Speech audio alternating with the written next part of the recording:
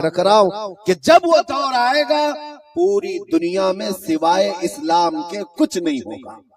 हमारे मामलात मशवरों से तय किए जाते हो तो फिर जमीन का ऊपर वाला हिस्सा तुम्हारे लिए कब्र से ज्यादा बेहतर है। उसके बाद ही मेरे आका सल्लल्लाहु अलैहि वसल्लम फरमाते हैं व इज़ा काना उमराउकुम शिरारकुम, और अगर तुम्हारे हाकिम तुम में से सबसे खराब लोग होंगे, यानी जो सबसे छटा हुआ था वो हाकिम बना हुआ है, जो सबसे बदमाश था, जो सबसे बड़ा गुंडा था वो हाकिम बना हुआ है। ऐसे हालात अगर आए हैं। नंबर 2, तुम वो अगनिया उकुम बुखला अकुम, और तुम्हारे मालदार जितने हैं वो कंजूस हो गए हो, बखील हो गए हो। 2 नंबर। तीसरे, वो उमूर उकुम इला निसाइकुम, और तुम्हारे मामलात औरतों के जरिए से तय किए जाते हो। फबतनुल अर्द खैरुम लकुम मिन ज़हरिहा, हुजूर फरमाते तब तो फिर जमीन ऊपर रहने से कब्र में जाना बेहतर है। फिर तुम्हारा ऊपर रहना बेहतर नहीं, कब्र अच्छी है।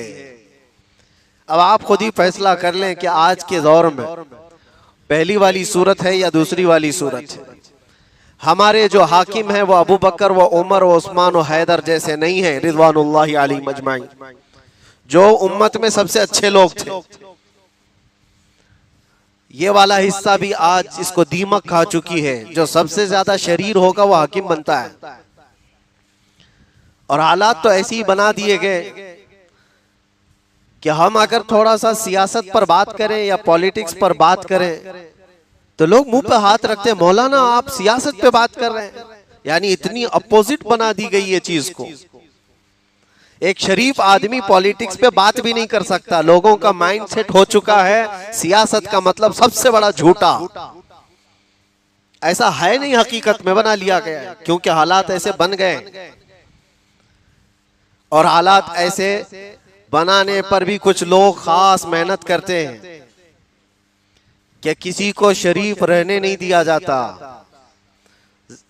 सियासत में अगर चले भी गए, तुम्हारे हिस्से में कोई हिस्सा आ गया पॉलिटिक्स का या हुकूमत की इख्तिदार संभालने का, तो ज्यादा शरीफ रहकर रहने तुम्हें जीने नहीं दिया जाएगा।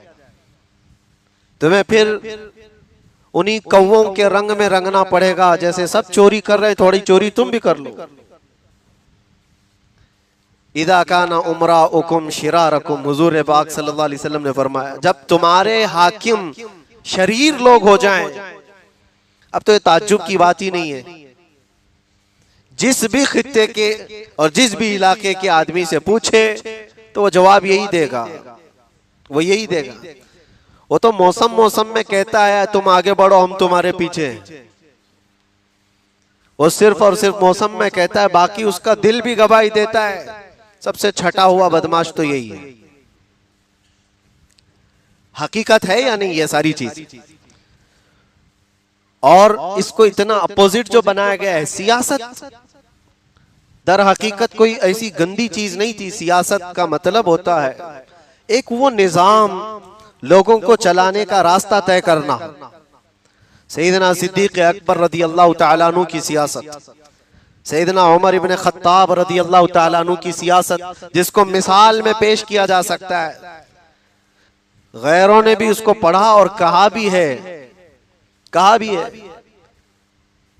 बल्कि हमारे इस मुल्क में हर नोट पर छपे हुए गांधी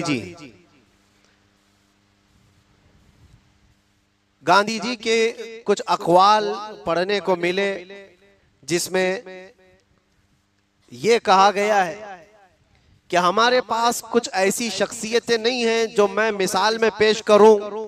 हाँ, अगर हुकूमत चलाने के लिए मैं कोई मिसाल पेश कर सकता हूं तो वो अबू बकर व उमर की पेश कर सकता हूं। वो रियलिटी है, वो हकीकत है, काल्पनिक नहीं है, कहानियां नहीं है।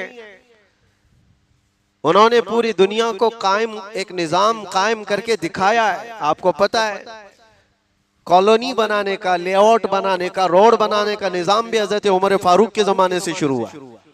यूरोप तो तब गधे और बैल के पीछे भी नहीं जाते थे। उनके यहाँ तो जीने का सलीका भी नहीं था। 18वीं सदी तक तो यूरोप बेचारा गरीब रहा है। उनके यहाँ इटली और कई ऐसे कंट्रीज हैं जो आज मुल्क बने हुए हैं, वहाँ के जो इलाकाई बादशाह होते थे उनके बच्चे पढ़ने के लिए उलमाए इस्लाम के पास आते थे, और पढ़ करके जब वापस अपने मुल्क आते तो लोग भीड़ लगाकर उन्हें देखते थे कि यह अरब से उलमाए इस्लाम से पढ़ करके आया है। इल्म का भी तूती बोलता था। निजाम सियासत का एक बेहतरीन इस्लाम ने पेश किया है। मैं सारे बादशाहों की बात नहीं करता, हर बादशाह ने कैसी सियासत की है, लेकिन चुनिंदा कुछ वो हुक्काम हैं जिनकी सियासत को पूरी रहती दुनिया तक याद किया जाएगा। निजाम जो उन्होंने पेश किया है, और अल्लाह के नबी सल्लल्लाहु तआला अलैहि वसल्लम का फरमान ये आप मद्देनजर रखें कि जब तुम्हारे हाकिम शरीर लोगों में से हों तो फिर ये जमीन पर जीना इससे बेहतर है कब्र में चले जाना। और दूसरे नंबर पर हुजूर ने जो फरमाया व अगनिया उकुम बुखला अकुम, और जब तुम्हारे मालदार लोग बखील हो जाएं, कंजूस हो जाएं, तो फिर खैर नहीं रहेगा, जमीन पर कोई अच्छी चीजें बाकी नहीं रह जाएंगी। पूरे कुरान में आप देखना अल्लाह तबारक व तआला ने जमा करने का हुक्म नहीं दिया है। इतना जमा कर लो, वो हालत आ जाएगी तो तब खर्चा करना, इतना जमा कर लो, बल्कि अल्लाह करीम ने बार बार इरशाद फरमाया अल्लाह की राह में खर्च करो, और खर्च करने का हुक्म भी ऐसे फरमाया मसलुल लदीना युनफिकून अम्वालहुम फी सबीलिल्लाह, जो अल्लाह की राह में खर्च करते हैं उनकी मिसाल ऐसी है कमसली हब्बतिन अंबतत, जैसे अंबतत सबअ सनाबिल, जैसे किसी ने जमीन में एक बीज बोया, एक दाना बोया और उससे 7 बालियां निकली। कोई एक फली का पौधा या दरख्त बोया है, वो जब उग करके आया तो उसमें 7 बालियां निकली। फी कुल्ली सुम्बुलतिन मिअतु हब्बा, अल्लाह फरमाता है हर बाली में 100 दाने हैं। मतलब कि क्या हुआ, कोई एक बीज बोता है तो उसको पौधा आने के बाद 700 बीज मिलते हैं कि नहीं मिलते? एक पौधे से उसे 700 बीज मिलते हैं। और अल्लाह फरमाता है तुम अगर अल्लाह की राह में खर्च करते हो तो उसकी मिसाल ऐसी है जैसे 1 रुपया खर्च किया है तो अल्लाह करीम उसका 700 गुना तुम्हें अता करेगा। और अल्लाह ने तो ये मिसाल में बयान फरमाया दुनिया के पौधे तो 700 बीज बढ़ा करके देते हैं, वो करीम खुदा है, वो अकरमुल अकरमीन है, वल्लाहु युदाइफु लिमन यशा, अल्लाह तबारक व तआला जिसे जितना चाहे बढ़ा करके अता फरमाए। एक बात मिलती है हजरत उस्मान गनी रदी अल्लाह तआला अन्हु, वो ईमान होना चाहिए, अगनिया हो। अगनिया किसको कहते हैं? गनी की जमा है, जो मालदार है, तो सब मालदार गनी नहीं होते। अमीर एक लफ्ज है और गनी एक लफ्ज है। दुआ कभी ये मत करना कि अल्लाह मुझे अमीर बना दे, दुआ ये करना कि अल्लाह मुझे गनी बना दे। अमीर और गनी में फर्क क्या है? अमीर पैसा पैसा पैसा आता रहे और आता रहे और आता रहे। गनी वो है जिसको दे दिए जाने के बाद वो मजीद की ख्वाहिश नहीं करता, अल्लाह का शुक्र अदा करता है, वो गनी है। गनी माल तो है उसके पास लेकिन हिर्स और लालच नहीं है उसके पास। और अमीर के पास वो वर्ल्ड का सबसे नंबर 1 रिचेस्ट आदमी बनने की फिराक में दौड़ में लगा ही रहता है। उन लोगों को कभी चैन की और सुकून की नींद नहीं है कि यहाँ पर स्टॉप कर देंगे। हमारे मुल्क में भी बड़े बड़े मालदार हैं, उद्योगपति, जिनके पास खजाना कितना उनको खुद पता नहीं, लेकिन उसके बावजूद उन्होंने कहीं फुल स्टॉप नहीं लगाया कि अब इतना ही हमारे लिए काफी, हमारे बच्चे खा लेंगे और जी लेंगे। नहीं, मेरे आका सल्लल्लाहु तआला अलैहि वसल्लम ने सच फरमाया, इंसान जब हिर्स में जाता है तो उसकी कैफियत ऐसी है कि 2 पहाड़ों के बीच में जो जगह होती है एक वादी, उसको अगर ये 2 पहाड़ों के बीच वाली वादी भरकर सोना दे दिया जाए और उससे कहा जाए इतना सोना तुझे दे दिया जाए क्या काफी है, वो ले लेगा और कहेगा इस तरह की एक और वादी होती तो बस हो जाता, मेरा काम निकल जाता। हुजूर फरमाते अगर उसको उतनी बराबर दूसरी वादी दे दी जाए तो कहता है जरूरतें बहुत बढ़ गई हैं, इतनी एक और वादी हो जाती सोना भर की तो मेरा काम निकल जाता। यहां तक कि हुजूर पाक सल्लल्लाहु ताला अलैहि वसल्लम फरमाते हैं इस दुनिया की तलब, ये दुनिया की तलब उसकी खत्म नहीं होती, कब्र की मिट्टी उसको भर देती है। तो ये रुकने वाली चीज नहीं। मैं जो बात अर्ज कर रहा था वापस फिर पलट कर आता हूं, अमीर और गनी। और हजरत उस्मान रदी अल्लाह तआला अन्हु के साथ अमीर नहीं गनी का लफ्ज लगा जाता है। गनी माल तो बेहिसाब था, बेहिसाब था, लेकिन यकीन कैसा था। मदीने में हालात ऐसे हो जाते थे कि यहूदी जो है उनके पास कैपिटल बहुत हुआ करता था। जैसे बहुत सारे आज माल जिनके पास है वो इन्वेस्ट करने में हर मैदान में कूद पड़ते हैं। फालतू का पैसा रखा हुआ है, ब्लैक मनी रखा हुआ है, कहीं पर भी इन्वेस्ट करके मार्केट की कीमत बढ़ाने में उनका काम बहुत रहता है। जिसके पास कैपिटल रखा हुआ है, यहूदियों के पास पहले भी ऐसा था, आज भी वही। दुनिया भर को जो क्रेडिट के रास्ते पर ला कर रखने वाली कौम ये यहूदी, पूरी दुनिया को।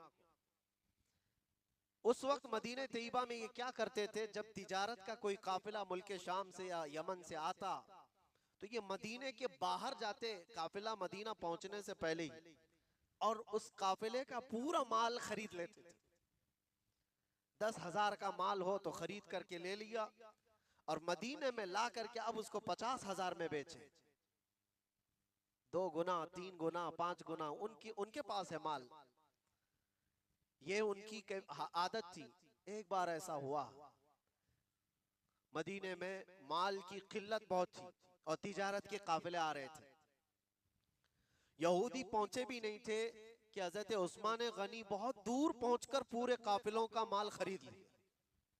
सब खरीद लिया, जितना माल तिजारत था सब खरीद लिया और ला करके एक मैदान में उन्होंने जमा कर दिया। और सुबह उठकर जब यहूदी पहुंचे तो देखा काफिले खाली हो चुके। सबों ने कहा बिक गया रात को ही माल। मदीने से कोई एक ऐसा शख्स आया था, उसने सब कीमत में खरीद लिए। तो उन्होंने मालूम किया कौन खरीद सकता है। फिर उनको तो पता था वो एक ही आदमी है, उस्मान खरीदा होगा। सुबह होने के बाद जो बड़े बड़े पैसे वाले थे यहूदी हजरत उस्मान के पास आए, कहा सुना है कि तुमने माले तिजारत पूरा खरीद लिया, तुम कहाँ ये रिटेल में बेचने के झंझट में पड़ोगे, हमें बेच दो पूरा माल, जितने में लिया उसका डबल ले लो। 10,000 का तुमने खरीदा होगा तो 20,000 हमसे ले लो, माल दे दो। हजरत उस्मान गनी ने कहा कि नहीं, हालात तो अभी मदीने के बहुत सख्त हैं, कहत है भूख से लोग तकलीफ में हैं, और ऐसे वक्त में सिर्फ तुम डबल में पूछ रहे हो। मैं तो ज्यादा की उम्मीद लेकर के आया हूं, मेरी ज्यादा की उम्मीद है। तो यहूदियों ने बढ़ा करके कहा ठीक है 2 गुना ज्यादा ले लो, 10,000 का माल है तो 30,000 में दे दो, 2 गुना ज्यादा। हजरत उस्मान गनी ने कहा नहीं, इतने पे भी मेरा नहीं चलेगा, मैं ज्यादा की ख्वाहिश लेकर बैठा हूं। अब वो निकल आए और इधर उधर बातें करने लगे कि माल की तो आज सख्त जरूरत है, किसी के पास नहीं। हजरत उस्मान गनी को मनाते मनाते वो लोग आए और कहा 2 गुना नहीं, 3 गुना नहीं, सीधे उन्होंने 5 गुना की बात की। कहा इतना हम दे देंगे, यानी तकरीबन आप सोच लो कि 10 का माल हो तो 50 में ले रहे हो।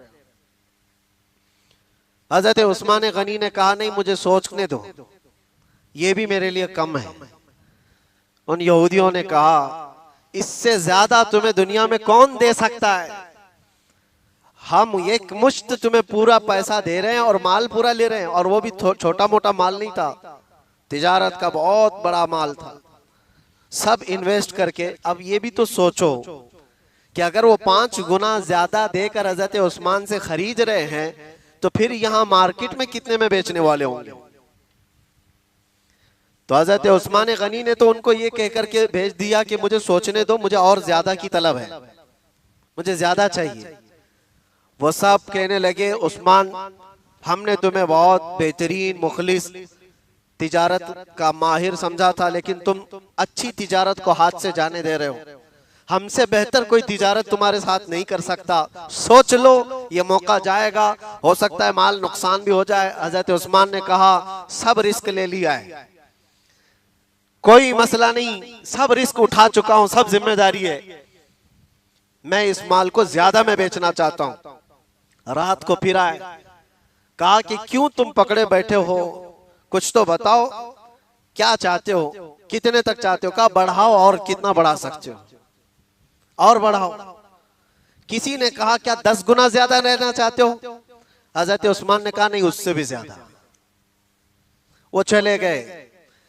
दूसरे दिन फजर के बाद हजरत उस्मान गनी रदी अल्लाह तआला अन्हु मस्जिद नबवी शरीफ में तशरीफ लाए, और उसके बाद बाहर आकर जितने मोमिनीन थे मदीने वाले, सबसे कहा फला मैदान में माल जमा है, जिसको जैसी हाजत है वो सब मुफ्त में लेकर चला जाए। उस्मान गनी ने अपने दरवाजे कुशादा रखे, सुबह से लेकर शाम तक मदीने के गुरबा, मसाकीन, जरूरतमंद सबों ने उस मैदान से अपनी अपनी जरूरत का माल लिया, सब लेकर चले गए, और शाम तक उनके पास कुछ भी नहीं था। हजरत उस्मान गनी के पास कुछ भी नहीं था।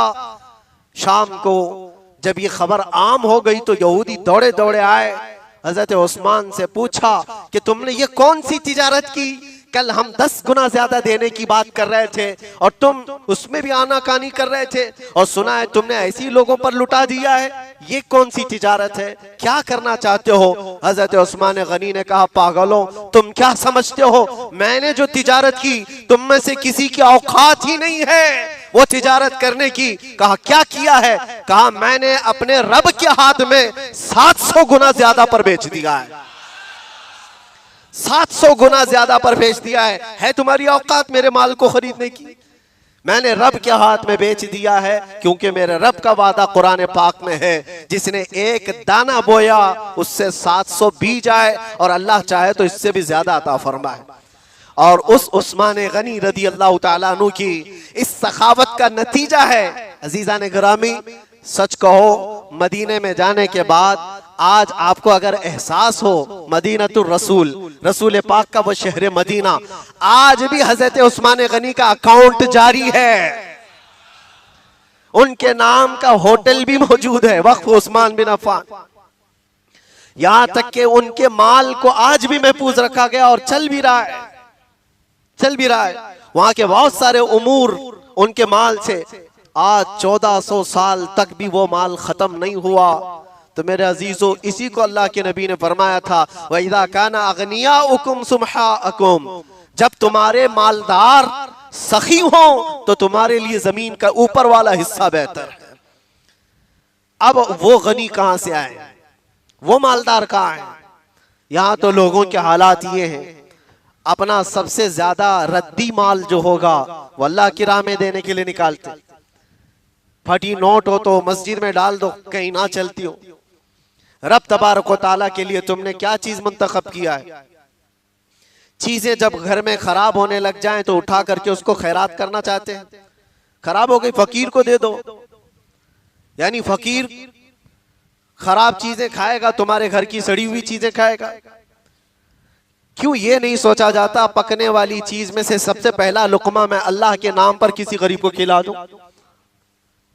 अक्सर ये देखा गया, शादियों में खाना बच गया, वलीमे में खाना बच गया है, अपनी पार्टियों में कहा फिर मदरसे को दे दो, किसी मेहमाना ने रसूल जहां पढ़ते हैं काल अल्लाह काल रसूल कहते, उनको खिला दो बचा हुआ माल। घर में कोई चीज सड़ने आ रही है तो कोई फकीर अल्लाह के नाम पर मांगने आया, उसको दे दो। एक बात याद रखो, तुम जो खैरात कर रहे हो इसके बारे में रब ताला क्या फरमाता है? अल्लाह के नबी सल्लल्लाहु ताला अलैहि वसल्लम फरमाते हैं, जब बनी आदम कोई खैरात करता है तो सामने वो जिसको देता है हाथ उस फकीर का बज़ाहिर होता है, लेकिन वो लेता अल्लाह है। और तुम्हारी खैरात को रब तबारक व तआला ऐसे पालता है, ऐसे परवरिश करता है जैसे कोई बछड़े की परवरिश करके उसको बड़ा करता है। तुम्हारा दिया हुआ सदका और तुम्हारी दी हुई खैरात उसको रब तबारक व तआला कबूल करके उसकी परवरिश फरमाता है। यहाँ तक कि क़यामत के दिन बंदा जाकर देखता है तुमने एक सिक्का खैरात किया था, रब तबारक व तआला पहाड़ के बराबर नेकियां उसे दिखाता है और कहता है ये तेरी हैं, ये सब तेरी हैं। बंदा कहता है इतना तो मैंने किया नहीं था। रब तआला फरमाता याद है एक दिन तूने अपने हाथ से भी छुपा करके खैरात किया था, वो तेरी खैरात मैंने ली और उसकी परवरिश करके इतना बड़ा किया। तुम रब को क्या दे रहे हो, तुम रब को क्या दे रहे हो, इस चीज का एहसास करो। और रसूल करीम सल्लल्लाहु तआला अलैहि वसल्लम के दरबार में, अल्लाहु अकबर, एक बार नबी पाक सल्लल्लाहु अलैहि वसल्लम की बारगाह में 90,000 दिरहम आए हदिया में। 90,000 दिरहम, फाके का जमाना चलता है मदीने में, खजूरें खाकर पूरा दिन गुजारने वाले सहाबा हैं वहां मौजूद। खुद माँ आयशा सिद्दीका रज़ी अल्लाह तआला अन्हा फरमाती नबी पाक सल्लल्लाहु तआला अलैहि वसल्लम के घर में कभी कभार 2 दिन या 3 दिन तक भी चूल्हा नहीं जलता था। जिस रात रसूल करीम सल्लल्लाहु तआला अलैहि वसल्लम की वफात हुई, यानी जिस दिन वफात हुई, माँ आयशा सिद्दीका के हुजरे की बात कर रहा हूं, जिस हुजरे में हुजूर पाक आज आराम कर रहे हैं, कायनात की सबसे अफजल जगह, वो हरी जालियां जिसको देखने के लिए हर मोमिन बेताब, वो माँ आयशा सिद्दीका का घर है। हजरत आयशा सिद्दीका रज़ियल्लाहु तआला अन्हा के घर में हुजूर आराम फरमा रहे हैं। जिस दिन मेरे आका का इंतकाल हुआ उस रात हजरत आयशा फरमाती हैं चिराग में तेल डालने के लिए हमारे पास कुछ नहीं था,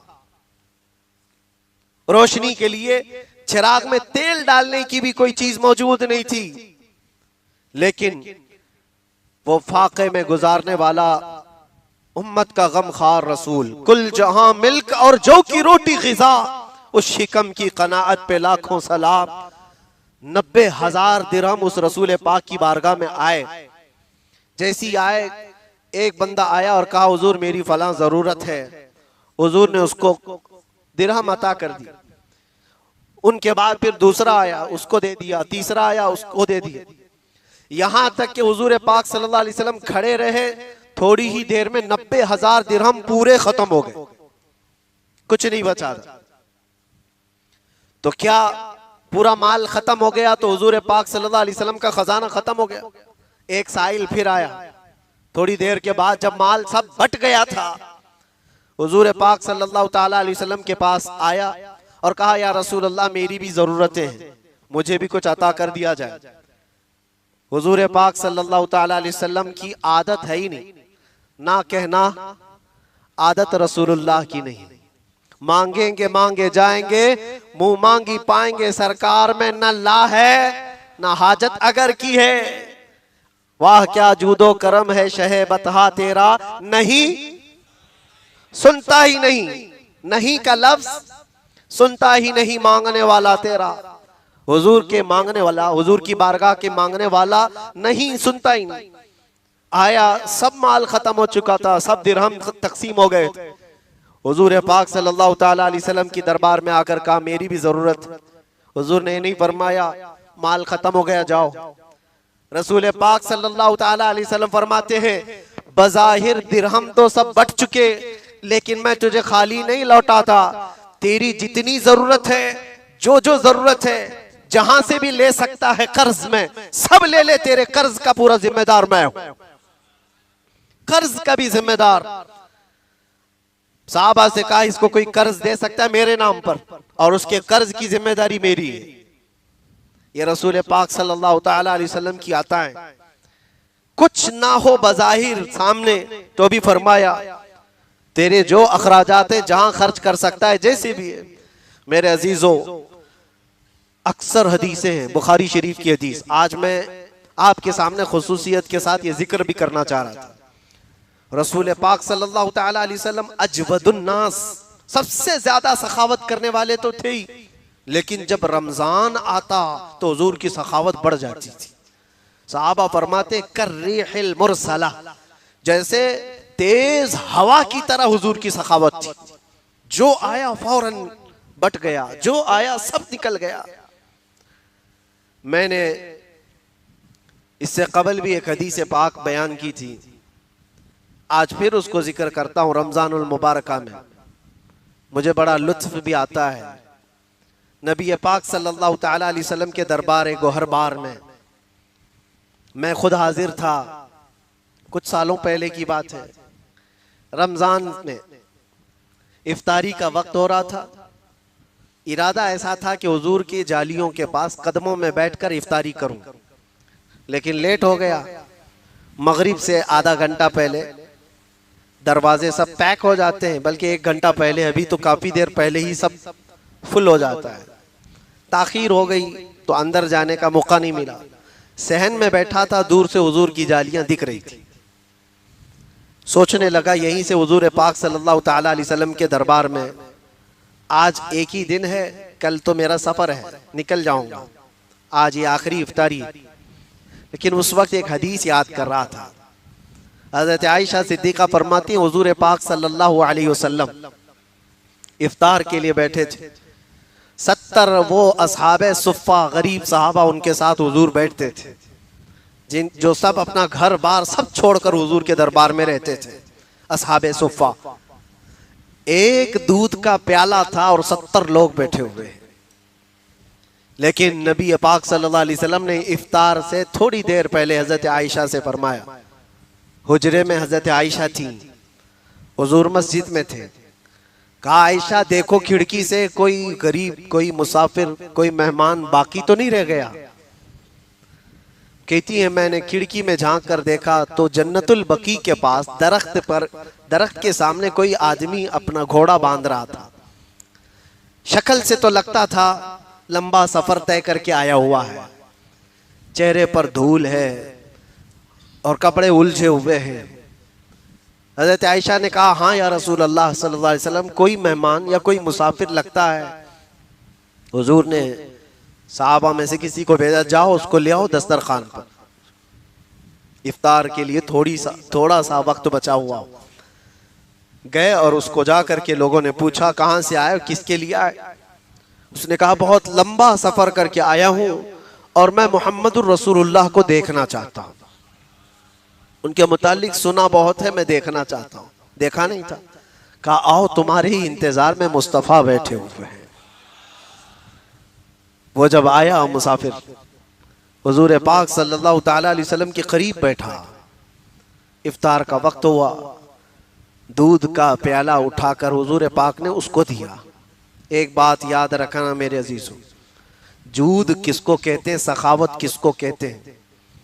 बच जाने के बाद सबको बांट देना ये सखावत नहीं होती। जरूरत महसूस हो तुमको उस वक्त उठा करके दे दो कोई चीज। लन तनालुल बिर्र हत्ता तुनफिकू मिम्मा तुहिब्बून। कुरान तो ये कहता है तुम उस वक्त तक बुलंदी को नहीं पहुंचोगे जब तक अपनी पसंदीदा चीज कुर्बान नहीं करोगे, पसंदीदा चीज। और इफ्तार के मौके पर याद रखना, कैफियत इंसान की ये होती है किसी को हाथ लगाने नहीं देता अपने सामने वाली चीजों को। खजूर पड़ी हो, तरबूज पड़ा हो, फ्रूट हो, सब जमा करके मेरे पास रखे। कोई नया आया इधर खसकाने लगा तो गुस्सा हो जाए, भाई तुम अपना देखो, इधर से क्यों निकाल रहे हो। थोड़ी देर के लिए होता है क्योंकि भूख शिद्दत की है, खाता तो पूरा नहीं है। और जब पेट भर जाता है तो इधर उधर खसका देगा, भाई जिसको चाहिए खा लो। बाद में सबको तकसीम करते हैं, ऐसा लगता है बहुत सखावत है साहब की। जब तुम्हारी भूख शिद्दत की हो, प्यास शिद्दत की हो और उस वक्त तुम उठा करके दे दो तो फिर पता चले। 70 गुरबा वहां बैठे हुए सहाबा और खुद नबी पाक, और वो गर्मियों के रोजे होंगे। उस वक्त एक मुसाफिर आया हो, एक दूध का प्याला है, हुजूर सल्लल्लाहु अलैहि वसल्लम ने बढ़ाकर सबसे पहले उसको अता फरमाया और उसने देखा नहीं, उठाया और पूरा पी गया। हुजूर से मिला है तो पूरा ही पी गया। लेकिन उस पर कोई गुस्सा, कोई जलाल कि सबकी इफ्तारी रह गई, इतने लोग भूखे प्यासे हैं, कुछ नहीं। मुस्कुरा करके फरमाया अल्लाह तुझे शिकम सैर फरमाए। आता है फकीरों पे उन्हें प्यार कुछ ऐसा, खुद भीख दे और खुद कहे मंगते का भला हो। गुस्सा किस बात का, डांटना किस बात का, शिकम सैर करे, अल्लाह तुझे हमेशा शिकम सैर रखे। एक खजूर पर सबों ने इफ्तार कर लिया। यह हदीस पाक याद कर रहा था कि रमजानुल मुबारका में हुजूर पाक सल्लल्लाहु अलैहि वसल्लम की सखावत इतनी बढ़ जाती थी। 3 मिनट बाकी रह गए थे, मेरे साथ इत्तेफाक ऐसा हुआ कि जिस दरवाजे के बाहर बैठा था, अंदर जाना तो मुश्किल था, वक्त बहुत हो चुका था। अंदर के कुछ लोगों को हो सकता है हाजत हुई हो, इस्तिंजा वगैरह, उठ कर गए, सब खाली हुई। तो जो दरबान पुलिस वाले खड़े थे, उन्होंने सामने बैठे हुए लोगों में से मुझको बुलाया, अंदर आ जाओ, जगह खाली है। 3 मिनट बाकी थे। मैं वापस अंदर आया और जहां की ख्वाहिश थी वहीं बैठ करके इफ्तार किया। आता है फकीरों पे उन्हें प्यार कुछ ऐसा, खुद भीख दें और खुद कहें मेरे करीम से अगर कतरा किसी ने मांगा, दरिया बहा दिए हैं, दुर्बे बहा दिए। ना कहना मेरे आका की आदत नहीं है, लब वाह हैं, आंखें हैं बंद, फैली हैं झोलियां, कितने मजे की भीख तेरे पाक दर की है। मेरे अजीजों, हुजूर अकरम सल्लल्लाहु तआला अलैहि वसल्लम की सखावत उज़्मा का यह हाल है। लेकिन उम्मत को आपने ये तलकीन फरमाई, जब रमजान आ जाए तो अपने हाथों को कुशादा कर दो, अपनी झोलियों को कुशादा कर दो, लोगों को ढूंढ ढूंढ करके खैरात करो, उनके घरों पर वो देखो कि वो सारी आसाइशें हैं या नहीं जो तुम्हारे घर में मौजूद हैं। आज तुम्हें एहसास का ये जज्बा बेदार करने के लिए रमजान तुम्हारे पास आया है। दिन भर की भूख और प्यास के बाद तुम्हें ये एहसास हो कि जो लोग साल भर भूखे और प्यासे रहते हो वो किस तरह बर्दाश्त करते हैं, कैसे होते हैं उनके हालात। मेरे अजीजों, खास तौर पर एक बात याद रखो, रमजानुल मुबारका में नेमतें रब तबारक व तआला जो खिला रहा है, इतनी नेमतें आ जाती हैं कि कुछ लोगों को चर्बी भी चढ़ जाती है। उनको ऐसा लगता है ये मेरे माल से आ रही है, मेरे मेहनत से है ये सारी चीजें। बड़े बड़े मालदारों को मिनट नहीं लगते ये सारी नेमतें खत्म कर दिए जाने के लिए, वक्त नहीं लगता। यही रमजान था, 1 साल बीता है, मैंने पत्थरों पर सो करके देखा है, ये रमजान ही था। कैदी जेल के अंदर एक समोसा आ जाए तो उनके लिए ऐसा लगता था ये तो बहुत बड़ी नियामत है, एक समोसा जिसको हम छूते नहीं, फेंक देते हैं। वहां पर ठंडा शरबत मिल जाए तो लोगों के आंसू निकल जाते हैं। साल भर में मैंने खुद पूछा तो पता चला कि पहली बार रमजान की वजह से बर्फ ला कर दिया गया था तो ठंडा शरबत मिला, कोई चीज नहीं। पीने के लिए जो पानी मैसर था, मैं खुद भी पिया हूं, जिसमें 1 घंटा तक बोतल को पानी जमा करके रखे, आधा नीचे पूरा लाल, ऊपर का फिर सफेद हो जाए तो पिए। मैं ये इसलिए नहीं अर्ज कर रहा कि हम किस हालत से गुजरे, इसलिए अर्ज कर रहा हूं कि नेमतों की नाशुक्री ना करो जो तुम्हारे पास आज मौजूद है। अल्लाह तबारक व तआला जो तुम्हें खिला रहा है और पिला रहा है, इसकी नाशुक्री ना करो। और एक बात याद रखो, जितना दोगे उतना बढ़ता चला जाएगा। यकीन रखो अल्लाह की जात पर। मौला अली करमल्लाहु वजहुल करीम फरमाते हैं कि अल्लाह तबारक व तआला ने इजाफा जो है, माल में इजाफा, वो सखावत में रखा है। और बंदा जो है बैंक में रखने को समझता है, जमा करने को। और क्या सोचते हैं पता है, अरे बुरे वक्त के लिए कुछ तो जमा के रखना चाहिए, बुरे वक्त के लिए कुछ तो माल जमा करके रखना चाहिए। तूने दिमाग से खुद ही तय कर लिया बुरा वक्त आएगा तो वह आ जाता है। क्यों सोचते हो बुरे वक्त के लिए? वो पालनहारे हकीकी रब्बे जुल जलाल जो आज तुम्हें खिला रहा है वो कल भी खिलाने पर कादिर है।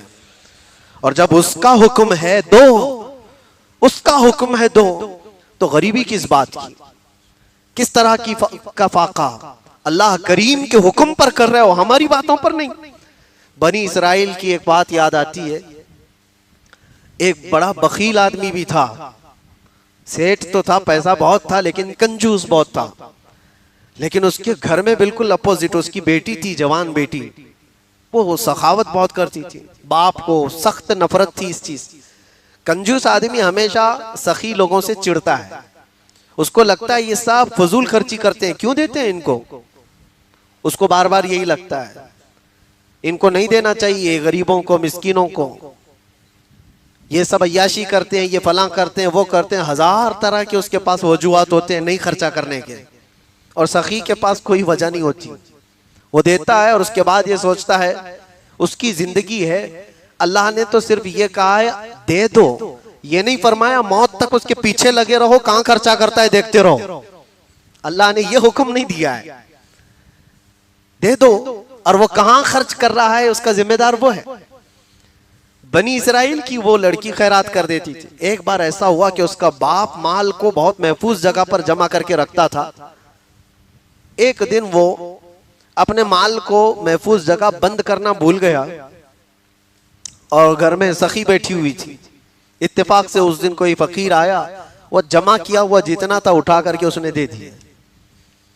बाप की तो मौत के बराबर था, वो एक फोड़ी कोई कोड़ी देना नहीं चाहता था, फूटी कोड़ी, और ये उसकी बेटी पूरा उठा करके दे दी।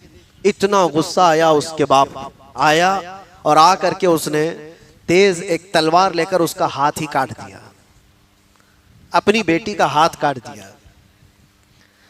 जब हाथ कट गया, जालिम बखालत में कभी कभार आदमी ऐसा ही हैवान बनता है। दर्द से शिद्दत से तड़पती रही, उसके बाद जैसे भी इलाज मुआलजे के बाद हाथ तो कटा हुआ था, हाथ कटा हुआ था। अब उसी कटे हुए हाथ के साथ तो जी रही थी। जब जवान हो गई, अब रिश्ते तो आते हैं, शादी भी होनी है। वो ऐब है लड़की के अंदर, एक कटा हुआ हाथ, उसको कौन शादी करे। इतनी हसीन और जमील खूबसूरत सब कुछ है उसके पास, लेकिन हाथ नहीं। इत्तेफाक ऐसा था कि एक बहुत बड़ा शहजादा था, उसको ये पसंद आ गई, बड़ा मालदार भी था, और उसने कहा कि मैं इस खातून से शादी करूंगा। वो बहुत बड़े घर का शहजादा था, रईस ज़ादा था।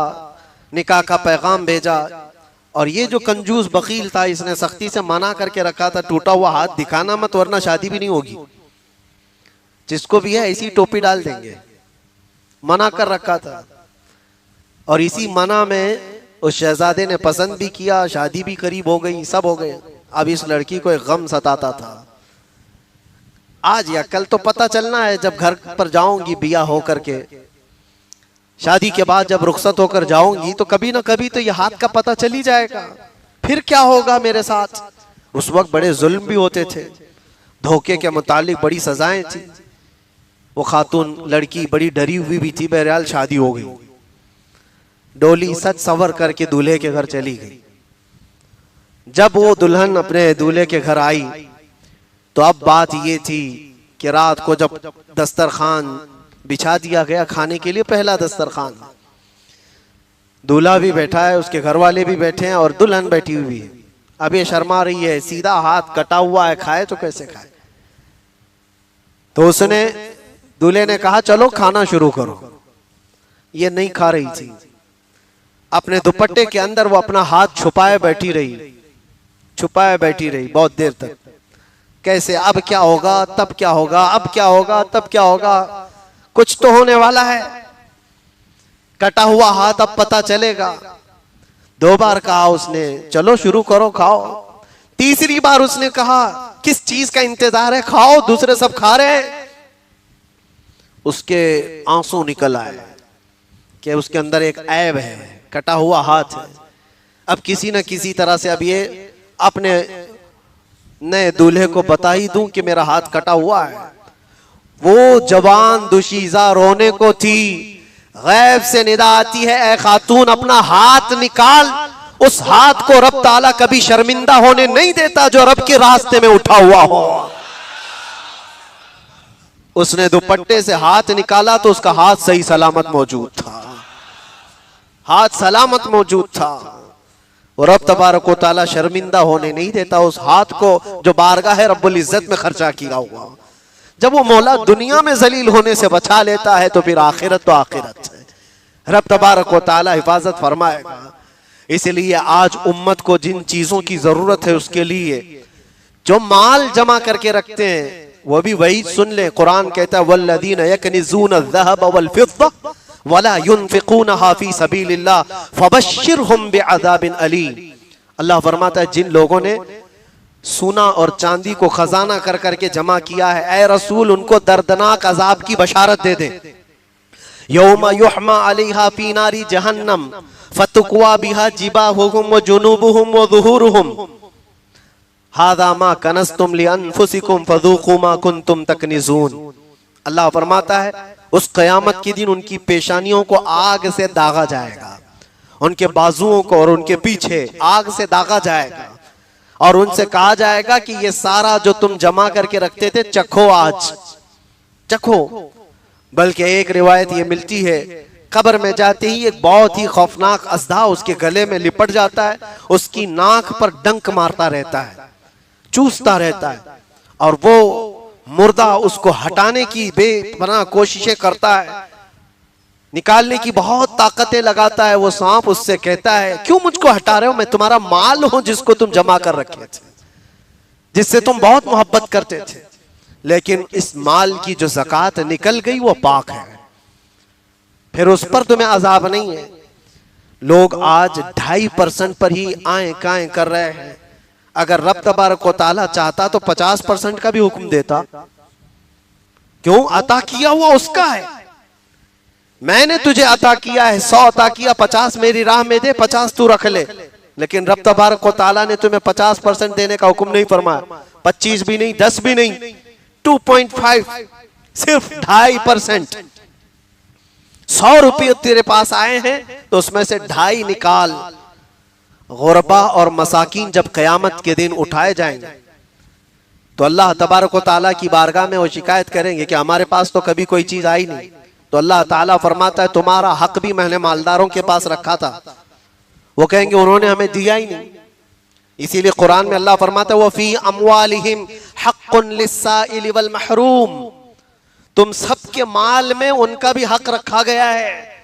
तुम खैरात करके बड़े मत बनो, अपने आप को ये मत समझो कि मैं बहुत बड़ा आदमी हूं, इतने खैरात। तुमने उनका हक दिया है जो तुम्हारे माल में अल्लाह ने दिया था तुम्हें।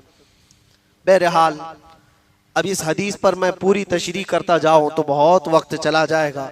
खुलासा कलाम यही है कि जब हमारे हाकिम अच्छे लोग होंगे, हमारे मालदार लोग सखावत करने वाले होंगे और हमारे मामलात शूरा में तय किए जाएंगे, तो हुजूर ने फरमाया जमीन का ऊपर वाला हिस्सा तुम्हारे लिए अच्छा है, लेकिन जब तुम्हारे हाकिम सबसे शरीर लोग हों जैसे आज के हैं, मुझे कोई मसला नहीं है इस पर, आज के सबसे शरीर हाकिम हैं और खुल करके हम अर्ज करते हैं, बयान करते हैं, जितने झूठे हैं, जितने चोर हैं, वही सब के सब जमा होकर बैठ जाते हैं कुर्सियों पर।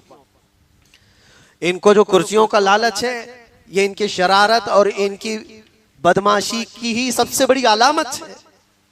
वरना इमाम आजम अबू हनीफा रज़ी अल्लाह ताला अन्हु, जानते हो, करोड़ों मुसलमान जिसकी इक्तिदा करते हैं, वो आज 6000 खत्मे कुरान एक जगह पर जिन्होंने किया है, वो उम्मत के सबसे अच्छे लोगों में से थे कि नहीं? सबसे अच्छे लोगों में से थे।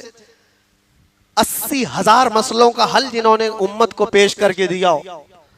वक्त का बादशाह उनको बुलाता है और कहता है आइए, आपसे ज्यादा बेहतर कोई नहीं, आपको चीफ जस्टिस की कुर्सी दी जाती है। चीफ जस्टिस, काज़ीउल क़ुज़ात। आप क्या फरमाते हैं जानते हो? मैं उसका लायक नहीं हूं। इमाम आजम अबू हनीफा कहते हैं मैं उसका लायक नहीं हूं।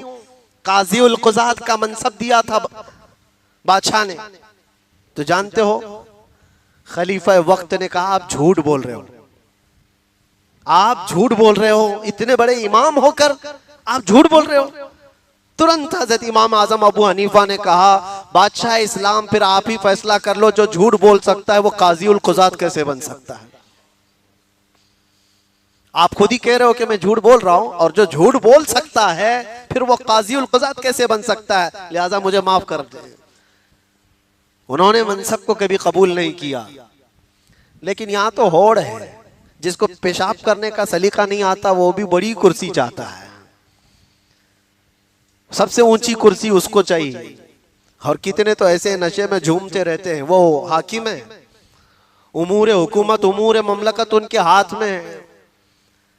इसीलिए ये क़यामत की निशानियां हैं। अल्लाह के नबी सल्लल्लाहु अलैहि वसल्लम ने फरमाया है, हमारे यहाँ एक मसल मशहूर थी, वो आमी ज़ुबान में कही जाती है, कौवे को जब बड़ापन दे दिया जाता है तो वो पूरी कचहरी भर करके पखाना करता है। वो यही हाल है, जब कौवों को बड़ापन मिल गया हो, उनके हाथ में ज़मामे हुकूमत आ गई हो, तो उन्हें ऐसा लगता है जो चाहे वो कर सकते हैं। कर तो सकते हो, लेकिन याद रखो फिरौन भी बहुत कुछ किया है, नमरूद भी बहुत कुछ किया है। इन सब के अंजाम भी याद रखो, एक ताकत है वो खल्लाक़े कायनात की। और फिर जब वो गिरफ्त आएगी तो तुम्हारे सारे मसनद ढीले पड़ जाएंगे, कोई तुम्हें बचाने वाली ताकत नहीं रह जाएगी। इसीलिए ये जुल्म का जो दौर है, इस पर भी मैं कहता हूँ, आप ना घबराओ मेरे अजीजों। कुरान में अल्लाह ने जब ये फरमाया है, वमल्लाहु बिगाफिलिन अम्मा यअमलु ज़ालिमून, अल्लाह ताला जालिमों के कामों से बेखबर नहीं है। हर जालिम के काम को अल्लाह देख रहा है। यह और बात है कि वो ढील देता है, फौरन उसकी पकड़ नहीं करता, उसके जुल्म में उसको ढील दी जाती है। लेकिन जब अल्लाह तबारक व तआला उसकी पकड़ करता है, अखज़नाहुम बग़ता, अल्लाह फरमाता अचानक हम पकड़ करते हैं, अचानक पकड़ करते हैं। कौम शुएब जो नाप तोल में कमी करती थी, घमंड इतना था उनको, पहाड़ों को तराश करके घर बनाते थे, पूरे एक एक पहाड़ एक आदमी का घर। आज के लोग कहां पहुंच पाएंगे उनको? तुम्हारे 25 माले के, तुम्हारे 40 माले की बिल्डिंगें भी उनको नहीं पहुंच पाएंगे। वो पूरा पहाड़ तराश करके अकेला घर बना लेता। और वैसे हमारे पास टाइम कहाँ इतना, उनके पास तो 800 साल 900 साल होते थे, बनाते रहते होंगे 200 साल तक। तो हमारे पास उतना टाइम उम्मत मोहम्मदिया को 60-70 साल का दिया गया है। 20 साल तक तो खेलता ही रहता है, 25 साल में शादी करता है और फिर बीवी को घुमाने में 10-15 साल चले जाते हैं। बचता क्या है उसके पास? कहां घर बनाएगा, कहां बिल्डिंग बनाएगा। खैर, कौम शुएब को जो इतना घमंड था, इतना गुरूर था, हज़रत शुएब अलैहिस्सलाम ने जब उनको डराया अल्लाह का अज़ाब आएगा, तो अल्लाह का अज़ाब आएगा। कहते कैसा आएगा? नूह अलैहिस्सलाम की कौम पर जैसा आया था वैसे, तूफान आ गया था, पानी आ गया था। आ भी जाए तो कुछ फर्क नहीं पड़ता, हम अंदर हैं, पहाड़ों के अंदर हैं। कौम लूत पर आया था पत्थरों का अज़ाब, नोकीले पत्थर बरसाए गए थे उनके ऊपर, वो आएगा तब भी हम महफूज हैं। पहाड़ पर पत्थर पड़ेंगे तो कुछ होने वाला नहीं है। पूरा पूरा पहाड़, पत्थरों का पहाड़ जिसके अंदर हम रहते हैं। इतना घमंड था, इतना गुरूर था उस कौम को कि कुछ फर्क नहीं पड़ता कौम नूह का अज़ाब आए कि कौम लूत का अज़ाब आए। तब फिर हज़रत जिब्राईल अलैहिस्सलाम को अल्लाह ताला ने भेजा इनका घमंड तोड़ने के लिए। बहुत बड़ी चीजें, हवाएं, तूफान, ये सारी नहीं। कुरान पाक में भी अल्लाह तबारक व तआला ने फरमाया, जिब्राईल अलैहिस्सलाम जमीन पर आए, एक फरिश्ता आया, सब अपने मजबूत किलों में बैठे हुए थे, पहाड़ों के तराशे हुए घरों के अंदर थे। फरिश्ते ने सिर्फ एक आवाज निकाली, फरिश्ते की आवाज थी, सैहतन वाहिदा, एक ही चीख थी। अल्लाहु अकबर। उस चीख की और उस आवाज की गरज ऐसी थी, जो पहाड़ों के अंदर थे उनके कानों में यह आवाज इतनी तेज आई कि उनका भेजा कानों से बाहर आ गया था। सब के सब नीचे पड़े हुए थे, किसी को हाथ उठाने की तक ताकत नहीं थी। एक आवाज पर पूरी कौम हिलाक हो गई, पूरी कौम खत्म हो गई। तुम क्या समझते हो, रब तबारक व तआला का जब अजाब आता है, उसकी पकड़ आती है तो मोहलत दी जाती है, वक्त दिया जाएगा। जुल्म करने वाले जितना करना है, एक वक्त तो तुम्हारा आएगा। इसीलिए मैं अपनी बातों में कहता हूं तो लोगों को बुरा लगता है, बकरे की अम्मा कब तक खैर मनाएगी, एक दिन तो बकरे ईद आएगी। बहरहाल आप में वो कोई ऐसी सिफत ना आए कि अल्लाह ताला ने अगर तुम्हें कोई चीज अता किया है तो अपने छोटों पर जुल्म ना करो, और अल्लाह ताला ने तुम्हें अता किया है तो अपने हाथों को कुशादा रखो। तुम्हारे देने से कभी घटेगा नहीं, देने से कभी घटेगा नहीं, बढ़ता चला जाएगा। और हदीस पाक का आखिरी हिस्सा जो था उसको भी बता दूं। वो उमूरुकुम इला निसाइकुम, और हुजूर ने फरमाया और जब मामलात औरतों के जरिए से हल होने लग जाएं तो फिर तुम्हारा कब्र में जाना ज्यादा बेहतर है। औरतें हाकिम बन जाएं तुम्हारे, औरतें तुम्हें मशवरा देने लगी और उन्हीं के जरिए से सारे मामलात तय किए जा रहे हों।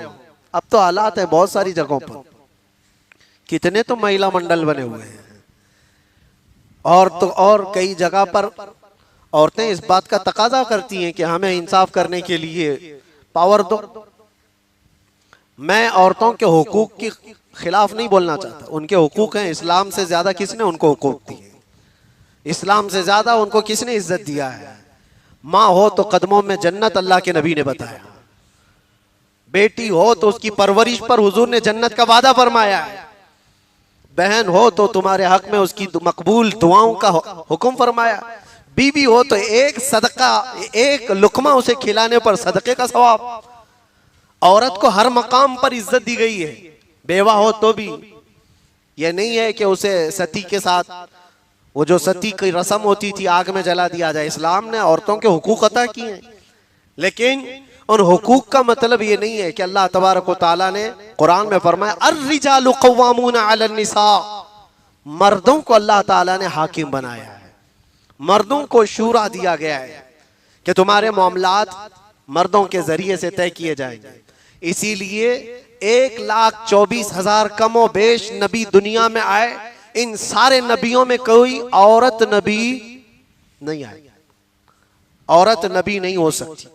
इसीलिए खुलफाए इस्लाम में भी कभी कोई औरत खलीफा नहीं बनी। अभी इक्का दुक्का कहीं से खबरें आती हैं कि कोई औरत भी पीर बनी बैठी हुई है। हाँ, वो मुरीद कर रही है। उसके मुरीद करने पर, उसके खलीफा बनने पर उतना ताज्जुब मुझे नहीं होता, वो मुरीदों पर ताज्जुब होता है कि जाते कैसे हो, क्या सोच करके हाथ देते हो। मेरे अजीजों, ये क़यामत की निशानियां हैं। हुजूर ने फरमाया जब तुम्हारे मामलात औरतों के जरिए से तय किए जाने लग जाएं तो फिर कब्र तुम्हारे लिए ज्यादा बेहतर है जमीन के ऊपर वाले हिस्से से। अल्लाह करीम हम सबको इस शर के बाद खैर का जमाना अता फरमाए। मौला करीम हमारे उमरा को, हमारे हाकिमों को, हम में से सबसे अच्छे जो हैं वो हमारे हाकिम अता फरमाए, और हमारे अगनिया को, हमारे मालदारों को मौला सखावत ताम्मा अता फरमाए, और हमारे दरमियान शूरा को अल्लाह मजबूत से मजबूत फरमाए। और इस जिंदगी के बाद मौला करीम मेरे नबी पाक की सखावत के हिस्से से हमें हुजूर पाक की जन्नतुल बकी अता फरमाए। व आखिरु दावाना अनिल हम्दुलिल्लाहि रब्बिल आलमीन।